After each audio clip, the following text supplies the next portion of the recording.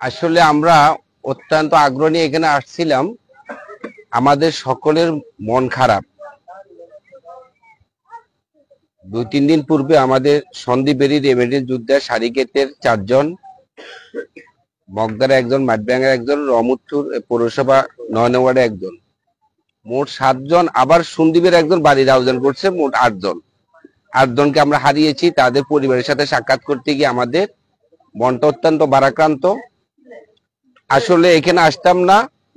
যখনই গোফরান এবং কাজী সাহেব বলছেন যে আমরা বাঁশবাড়িয়া ঘাট বেরিয়ে সেখানে একটা অনুষ্ঠান করব, তখনই আসলে মনকে আর মানে রাখতে পারি নাই। কারণ এই এলাকা দিয়ে আমরা 2 একবার যাত্রা করতে গিয়ে দেখেছি এলাকার লোকের অবস্থা কি। আমরা যারা রাজনীতি করি, আমাদের কাছ থেকে আপনাদের অনেক কিছু চাওয়ার আছে এবং পাওয়ার আছে। আমরা বিগত সময়ে আপনাদেরকে দিতে ব্যর্থ হয়েছি। আপনারা জানেন বিগত 15 থেকে 16টি বছর একটি সরকার ছিল, জগদল পাথরের মতো ক্ষমতায় থেকেও 15টি বছরে আপনাদের জীবন মানের উন্নয়ন করতে পারে না। চেহারা দেখলে বোঝা যায়। এই যে তরুণদের, বৃদ্ধদের, আপনারাই বঞ্চিত, নিগৃহীত। আপনারাই শহীদ জিয়ার আদর্শের অত্যন্ত বলিষ্ঠ সৈনিক এখানে বসবাস করেন। আপনারা কেউ নদী শিকিস্তি, কেউ জীবিকার তাগিদে, কেউ চাষাবাদের জন্য, কেউ মৎস্য শিকার করে জীবিকা নির্বাহ করেন। আপনাদেরকে সবসময় রাজনৈতিক যে সকল নেতৃত্ব আছে তারা বঞ্চিত করে।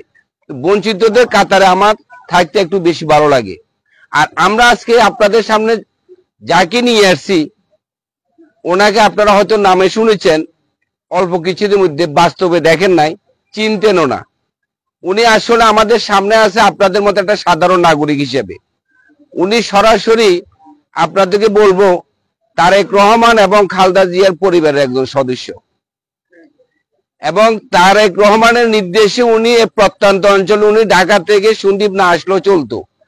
সন্দ্বীপের আমাদের রাজনীতিতে বিধিবাম, আমরা যে বিভিন্ন জন বিএনপিকে বিভিন্ন ভাবে বেচা কিনা করি, এই বেচা কিনাতে উত্তরণের জন্য, ঐক্যবদ্ধ বিএনপি সৃষ্টি করার জন্য, শক্তিশালী এবং আম জনতার কাছে বিএনপির সেবা পৌঁছে দেওয়ার জন্য তারেক রহমান সাহেব ওনাকে পছন্দ করেছেন।